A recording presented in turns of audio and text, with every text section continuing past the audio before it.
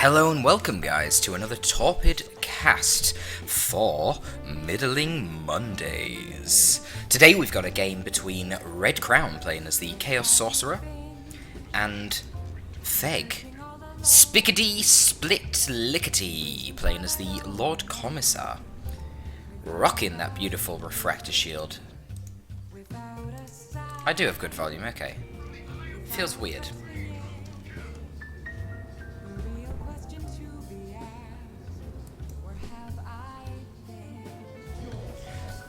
So, Chaos Sorcerer versus the Imperial Guard. How does this matchup go? It's an interesting one, because the Chaos Sorcerer kind of struggles against early pressure. He is, by default, pretty weak compared to the Plague Champion and Chaos Lord. He has the Doom Bolts, which are fucking scary, I've got to admit, but the actual combat prowess of the Sorcerer, not so hot. However, the Sorcerer scales really well.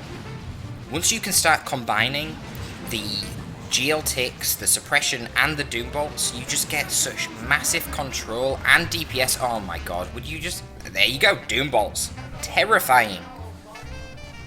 Instantly nuking down that squad of Spickety, Split, Lickety, and forcing the Guardsmen to retreat. Probably unnecessary to retreat both of them, but... I don't know, I guess he was kind of compromised. The CSM and the Chaos Sorcerer being very close, could just melling them down. Commissar's doing really well down here against the Heretics, and because the Heretics have only been damaged by the Commissar's getting the full amount of XP. That's a lot of XP. He's nearly level 2 already. And the Commissar, of course, starts with the Refractor Shield by default.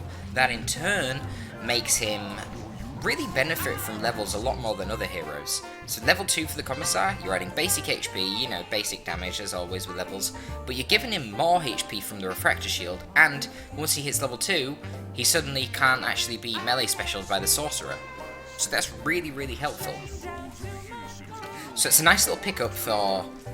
How am I going to call this guy? I'm just going to call him Feg. This is a nice pickup for Feg.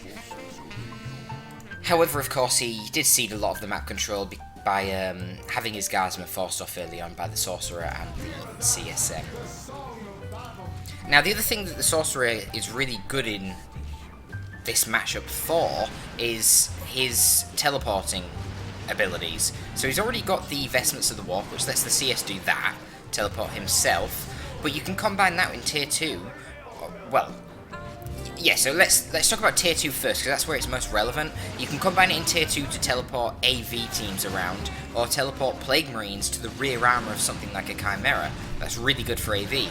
In Tier 1, you can also combine it with Havocs and Noise Marines. So you can do it with Noise Marines to quickly get them across the map. You just teleport the CS constantly to the Gen Farm, and then use your Warp Global to get the Noise Marines there and bash it. Or you can teleport, like, near a Sentinel, and warp Havocs that are already set up, and they'll teleport already set up in front of the Sentinel and just nuke it down with huge DPS. So there's a lot of utility that comes from that. Then you've also got Sigil of the Rift, which counters the enemy setup teams, so they can't go heavy weapons teams to counter you getting a Dreadnought or a Blood Crusher. And then you can warp out your Dreadnought and the Blood Crusher, so it makes them way more survivable. Basically, even though the Sorcerer has a weak early game compared to the Chaos Lord and the PC in this matchup, his late game and his mid game is probably the best of all the Chaos heroes. Dark Flames is on par with Noxious Cloud in terms of ability to wipe out IG units. Honestly, at high level, Dark Flames is probably better, because Noxious Cloud has more chance to wipe stuff in the middle of engagements, but the thing is, at high level, they'll just retreat out of it, or they'll just get in the Chimera. Dark Flames, on the other hand, is really good at killing units on retreat. So, Feg seems to have completely forgotten about his Guardsman. I don't know what happened there. That was odd.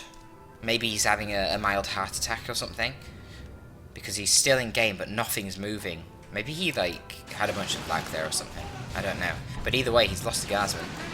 He's frightened, so he retreats that Guardsman. This is very Guardsman-esque, just retreating away from the battlefield. It's going to be up to the Commissar, it seems, with this Carapace armor making him a lot tankier, but the problem is there's Havocs out now, so they can deal with that Commissar quite easily. Now, there are Catachans down here at the bottom.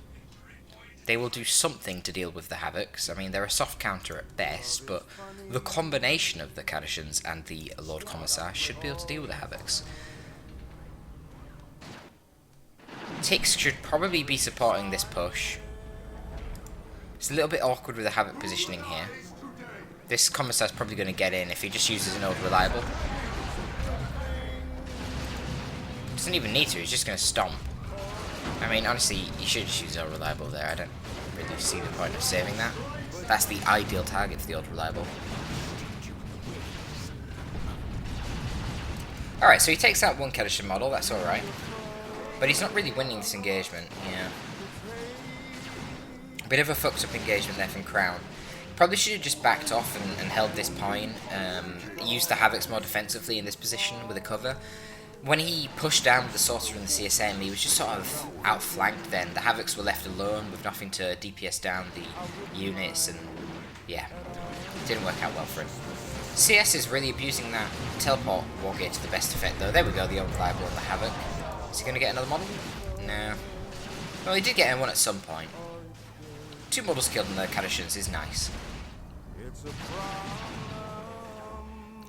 So, double Kadishans for Theg.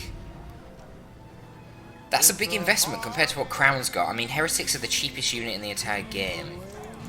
And he hasn't even got an AC on them. So he's literally got 2 of the cheapest units in the game, CSM and Havocs, which are only 13 power. Whereas the Kadishans are 35 power each. And then Stomp's 15 power. Carapace Armor's like 25 power. That's a lot.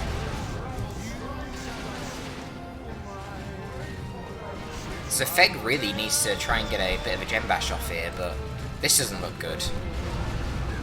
I'm not sure how the Shotgun Blast knocked over the Sorcerer there, but it did. Commissar might be able to take out the Heretics here. Pistol shots? Yeah, it does, okay. That's 1 squad down. That sort of normalises things a little bit, but not really, because Crown has a massive lead in tech here. I wonder what he's going to get. He could already get a Blood Crusher, but he obviously isn't. He's not going for that yet. Probably wants to get a Dreadnought. I think that would actually be quite good, just because he is so far ahead in tech. Though I will say that, in general, I typically argue never to go for a Walker first against Imperial Guard. I just think it's really just a bad idea. Imperial Guard deal with Walkers super easily. They're a surprisingly mobile faction, and a lot of their AV is mobile, bar the heavy weapons team las cannon, but that is the best las cannon in the game, so you're just really playing into the opponent by going for a Walker really quickly. But as I say, it might actually work in this instance because of the fact that Feg is so far behind in tech, which is quite unusual. Normally IG wouldn't be behind in tech. Normally IG would be ahead in tech, which is another reason why it's really bad to go for Walker first. Now we'll see how it does. Obviously there's going to be a nice timing window here in which Feg's going to have no AV to deal with this. But if it gets took out quite quickly after Feg gets to tier 2, or somehow it doesn't facilitate a gem bash on Feg, then we could easily see this game swing around in Feg's favour. If he can take out the Dreadnought, save his gem farm, then counter push and bash Crown, who's invested all of his power into this Dreadnought, yeah, it could set up a pretty good situation for Feg. Now, Crown really needs to support his Dreadnought, so he needs to be mindful of where he positions his Sorcerer and his Havocs. The Havocs, of course, will deter the infantry pushes, which will be good to stop the counter bash, and the Sorcerer, if he's quite far away, can teleport the Dreadnought back to him into a position of safety if it is threatened. Looks like the Sentinel should go down here. Ooh, this is going to be close. Yeah, he goes down. Decent little damage from the Dreadnought there with the autocannon, making its presence known. Lord Commissar is going to be point blank in front of the Havocs. Not a good position for him, but there are double Kadishans, so they should be able to disrupt him. Again, he used the Shotgun Blast there when he really should have just used the old Reliable. It would have been a lot quicker, and less of these Kadishans would have had to have died.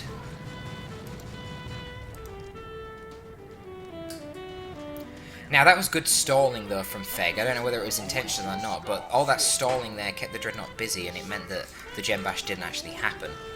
Feg's actually going for Ogryns. Okay, this is pretty interesting. Oh, he lost another Guardsman squad somewhere. Where did he lose the other Guardsman squad? Here, I guess. Oh, wait, did he ever replace them? Actually, I don't think he ever replaced the ones that he lost there earlier, did he? I don't know. Anyway. He's down to 1 Guardsman. So to be fair, that actually does leave his vehicle synergy pretty poor, so I don't actually mind the fact he's going for Ogryns. Ogryns, obviously, heavy melee squad, very tough, super heavy infantry armour. They'll shrug off the suppression shots from the Havoc. Oh, or they won't shrug off, is the Warp Fire ability from the Rod of Warp Fire, so I like this pick from the Sorcerer. Siege Marines also will be really good against them, but the main value that you're going to get from the Ogryns is the fact that they can easily beat this Dreadnought in melee. Now, there was a change recently in Elite Mod where the Chaos Dreadnought was given 20% melee resist, and that will play a factor in helping him live a little bit longer against the Ogryns. But the Ogryns should still win quite easily because the default Chaos Dreadnought doesn't have any melee splash. But if you suppress the Ogryns, and then you hit them with Siege Marines and the Rod of Warp Fire, the Chaos Dreadnought's going to have a lot better of a chance. We also have Aspiring Champion Heretics out right now. They can get into combat with the Cadishans and bleed them.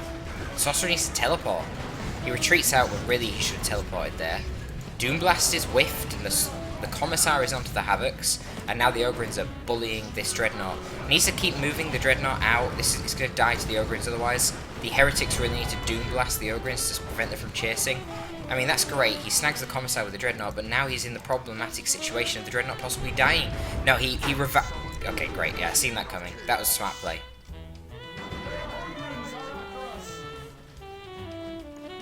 Well played to Crown there. That was really smart. He recognised that there was no chance at that point the Dreadnought was going to be able to walk out and live. The Ogryns would be too fast and they'd catch it.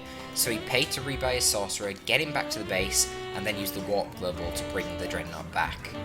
Well played. As I say, this Dreadnought's really important right now to his composition. The only AEV on the field is the Ogryns. So long as you support them, make sure the Havocs are always overlapping your Dreadnought, and then you just focus them down with the Siege Marines, you're going to do really well. Warp Fire is also really strong against Ogryns, so that's something to bear in mind.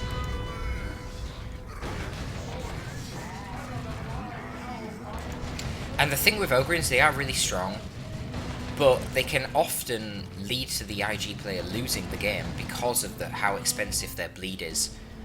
If they're used incorrectly and they start bleeding a lot of models, it's 75 requisition and 15 power for every every Ogryn model that you reinforce. That adds up real quick. Now it looks like Crown did actually get the full bash off. This puts him in a pretty damn good position. Feg's reinforced his... Okay, so he's reinforced his army up and he's rebought the Commissar and he's getting Bionic Eye. So he's not got any money to invest in gens, but one good use of the Bionic Eye could easily lead to the Wipe Dreadnought. Crown needs to be really careful with protecting his Dreadnought from the Ogryns, and he should have Havocs there to do that. Rather than having both of the ticks babysitting the Dreadnought, one tick should be going off the top to cap, and then the oh wow. And then the Havoc should have overlapping fire. Really nice special attack earlier from the Dreadnought, as well as the Warp Fire to disrupt the Ogryns.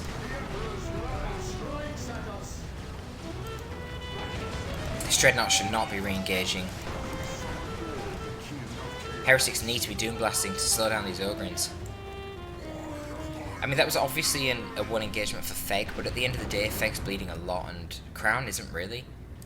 I mean, he didn't bleed any CSM there. Obviously, repairing the Dreadnought costs nothing. He's only bled ticks.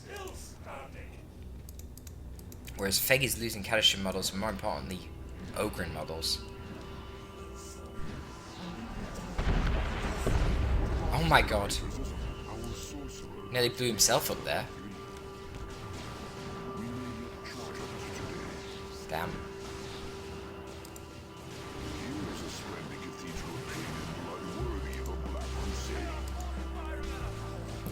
Oh, I knew the special was coming. Look how strong that special is.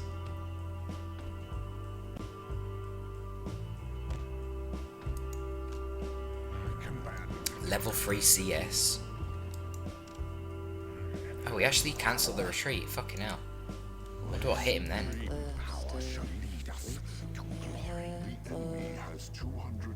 Nice to see a low-level player actually cancelling the retreat on the Guardsman. I like that. Feg clearly has a good understanding of some tactics he can utilise. It's just mostly micro I'm seeing that's really lacking from him. Which is nice to see. With a bit more time, he's going to get a lot better. A little bit curious to not see the Sergeants and the Cadishans. I really do love that upgrade. The melter gun that the sergeants get is just so strong.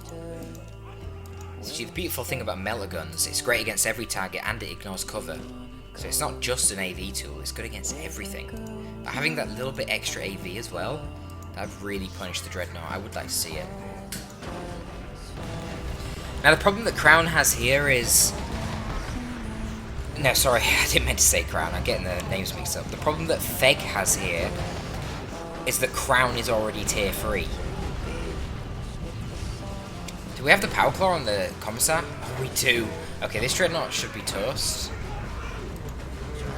Wow, looks like Doomblast just set off the mines, which absolutely wrecked the Ogryns. The Commissar's probably going to finish off the Dreadnought here, though. Ooh, it's going to be close. He needs to activate his shield. He retreat.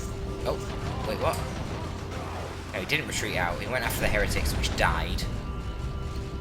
Holy shit, they all get out and live. Wait, did he just break the retreat? Oh, that might have been a bad idea. These CSM have a lot of HP and this Sword Cannon does good splash. Okay, I don't know if he did or not. Maybe he used like low to the end. Anyway, Crown's lost both of his Heretics, which is not ideal because now he can actually repair this damn Dreadnought. Yeah, so he gets another one, that's fine. He caused in Chaos Terminators who set off that mine.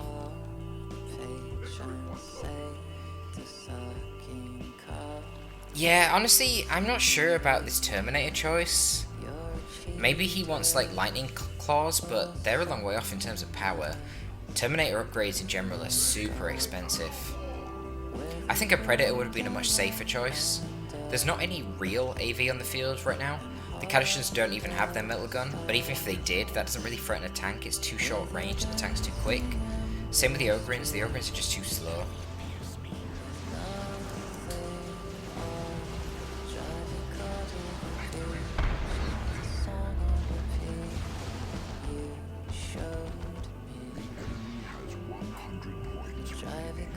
Potential for a bit of an Overwatch mistake here on the Heretics. I'm pretty sure that isn't intentional.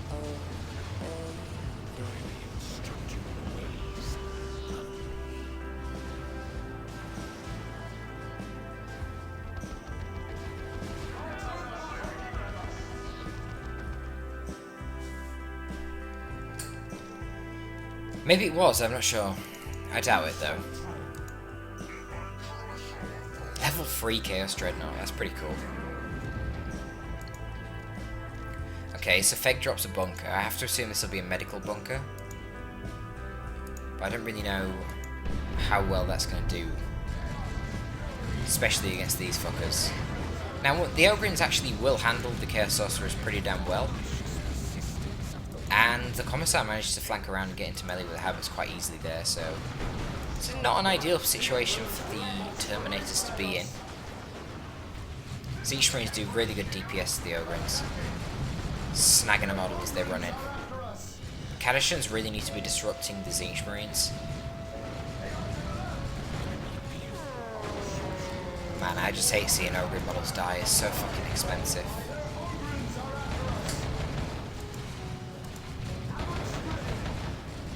As you can see, Catachans do a lot of damage to the super heavy infantry armor of Terminators. Oh my god, sniping one already.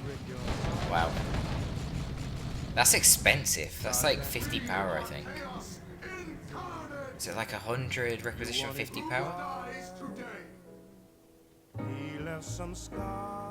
You're really not going to reinforce them, Crown? Come on. You're right next to the base, mate. Yeah, the Dreadnought's just going to take out the bunker.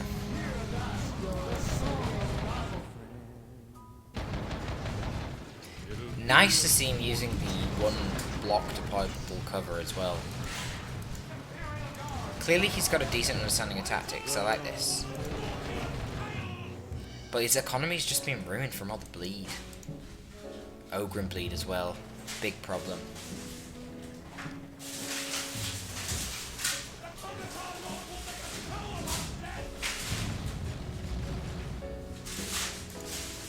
At this point, it does look like a pretty dominating position for Crown. I don't really see how he's going to lose this, given that he's got an advantage in VPs as well. Obviously, his armor composition is great. To be honest, at this point, I might even just get a Khorne Dreadnought. Just so the Ogryns can't do this shit. Khorne Dreadnought would handle them in melee easily, and it's not like there's many ranged threats for AV anyhow. Havocs really need to turn around and actually face the bulk of the army.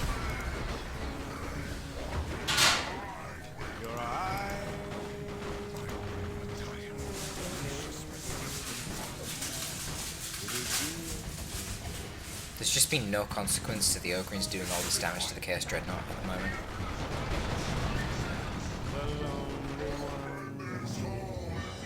He's gonna have to warp it again, yeah. Not really a great use of red. Super unnecessary. Yeah, I think Feg's getting quite annoyed by that warp global. He would have killed that Dreadnought multiple times over if it wasn't for that thing. That's what I mean, I said it at the beginning, it can be real annoying to deal with that warp global. Because whilst IG are typically pretty damn good against vehicles, that global can really secure your ability to use vehicles against them.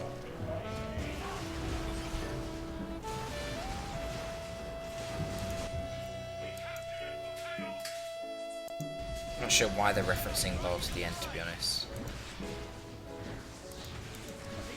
But yeah, it looks like this should be the end of the game.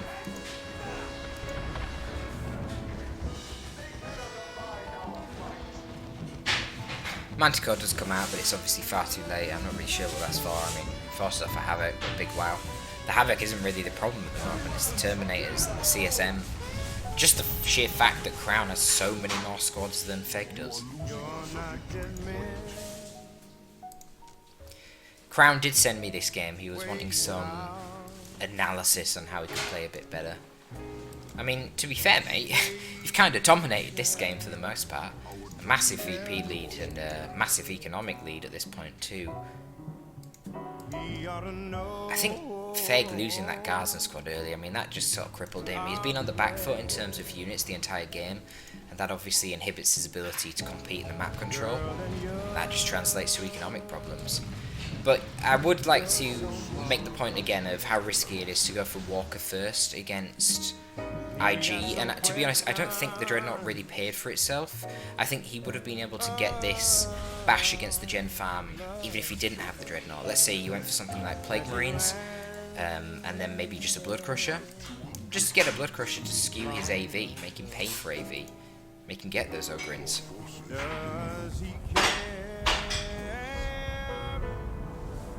And then in the later period of the game, I would definitely have liked to see this Dreadnought become a Khorne Dreadnought, because you were dominating the ranged troops anyway. It's not like they've got a crazy ranged firing line.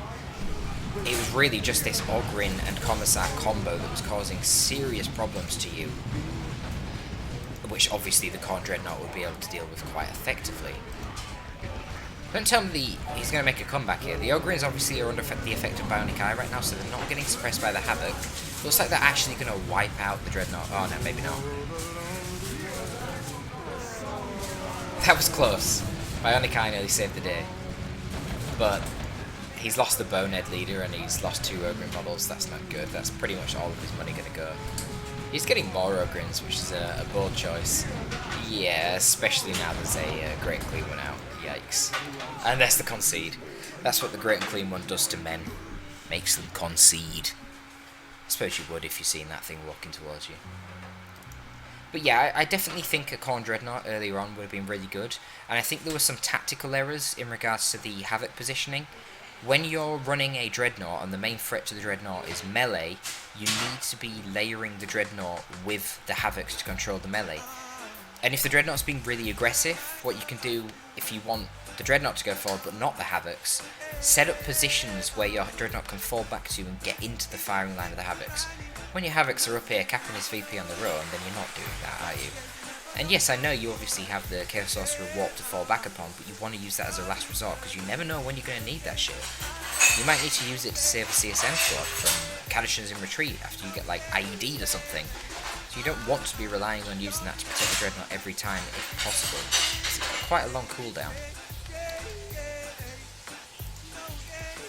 Other than that, I would say I find the Terminator choice quite questionable. They didn't really contribute that much, given they're such an expensive tier 3 choice. I think you'd agree with that, looking at this game. I think a Predator would have been a lot better. Honestly, just go for the Great and Clean one right off the bat. You've got a big VP lead. It only started to fall down in the last sort of period of the game. I think you had time to just get the Great and Clean one in the first place, especially if you've got a Corn Dreadnought. Shit, you could have even got a Land Raider Phobos, but that's a little bit more risky, because Ogryns, if they can flank it, are going to do good damage, and Manticore is also pretty good, so I'd like the Great and Clean one. I think that would have been an optimal choice. In terms of tier 1, I think you did fine. Now, if Feg was putting on a lot more pressure, say you didn't lose the Guardsman squad, and he was putting a lot of pressure on the Gen Farm, then you would have to get another squad in tier 1, and in that case, either Noise Marines or Raptors would equally be very effective. But overall, well played. Nice to see up-and-coming players making good use of strategy and tactics here.